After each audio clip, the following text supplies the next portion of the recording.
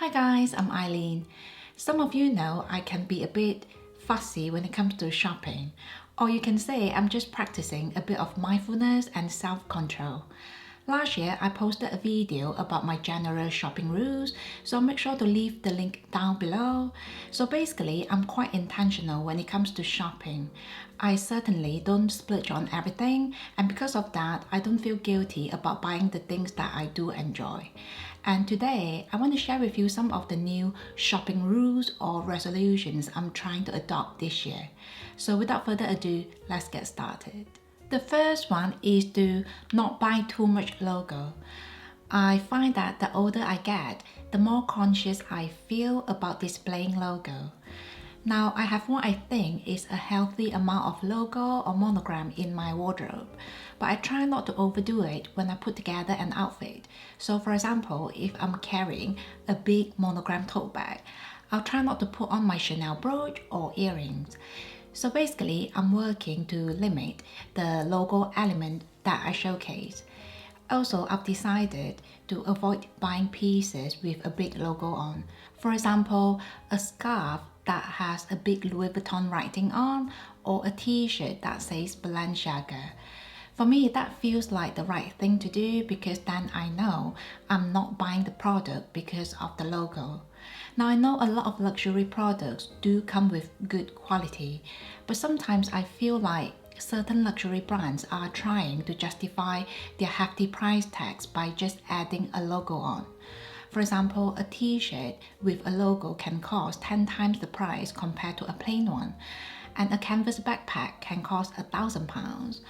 If you are in marketing, you know that is the power of branding. For me, I would prefer to go with the more low-key but well-made pieces rather than paying for the privilege to showcase a certain logo. My next shopping resolution is to be really mindful about social media influence. Now, social media is a fantastic resource, but if you're not careful, it can also be a source of temptations and distractions. I know I was certainly guilty of spending too much time on my phone and buying things that I didn't need. So now I want to be really selective with the content I expose myself to. For example, I've stopped using Pinterest, I don't use Facebook or Twitter. And on Instagram, I only check the update of the people I follow, just so I don't get too carried away with the suggested feed. This little change of habit has made a lot of difference because I feel like I can filter out all the unnecessary chaos and I'm not wasting my time or energy. Having said that, I still spend a bit of time on YouTube because that's my main form of entertainment, seeing that I don't watch TV. So far, this social media diet has been working really well because I feel a lot more in control with the content I consume. Plus, I no longer feel like I'm always looking for the next thing to buy anymore. This year, I've been trying to shop my own closet, especially when it comes to clothing. Now, in the past, I used to buy clothing really mindlessly. I would buy something just because it looked good on the model. But really, the right thing to do is to see how this piece of garment would fit in your wardrobe.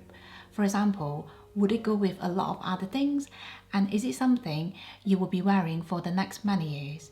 Now I'm in my 30s, I really believe that less is more, and so I prefer to have a carefully curated wardrobe rather than a big collection. In terms of clothing, I usually wear very neutral colors and my dressing styles are quite plain and simple. So at this point, my current wardrobe would work fine for most occasions. Therefore, if I'm tempted to buy anything, I'll first look through my wardrobe to see if I already have something that could serve the same purpose, or do I actually need to go shopping. For example, I love shearling gilets, but I've decided I don't need more than one good quality piece. Also, I love seeing leather jackets on other people, but I'm completely comfortable with having just one piece in my collection. My next shopping rule is to really explore the second-hand or pre-loved option. I've always bought everything first-hand, which I will still do for certain pieces, for example shoes and personal items. But I've decided that second-hand shopping can be a fantastic way to shop for a bargain. And I'm not just talking about high-end products.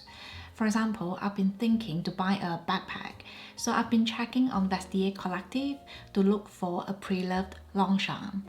And a while ago, the fuse on my filming light broke, so I went on eBay to buy a second-hand one, and it's working absolutely fine. Now, if you think about it, we live in a very consumerist world, and every day a lot of people are buying and selling. So it's certainly possible to get something in excellent condition at a huge discount. For me, this is a way I can be smart with my money, so I will always keep this option open whenever I want to buy anything. Last but not least, I'll also be supporting the more contemporary and smaller brands, especially those with a good cause. For example, I really like the brand Caillou because they work very hard to support the women's community, and their pieces are stunning. I also work with Ana Luisa. I like the fact that they use recycled gold to make beautiful jewelry at affordable prices. In the past, I was mainly into the very high-end jewelry brands like Cartier and Tiffany, but now I want to look into the less mainstream options like Jennifer Myers and Suzanne Calan. Their pieces are less recognizable compared to a Cartier love bracelet, for example, but I think that makes them even more unique. So those are the 5 shopping goals or resolutions I'm working on. I love reflecting on my shopping decisions because that helps me become a more mindful spender without feeling like I'm missing out on anything. And if you're interested in creating a curated wardrobe, I recommend you to do the same because it will give you a clear picture of what actually makes you happy. I hope you've enjoyed the video. Thank you so much for watching, and I'll see you in the next one. Bye!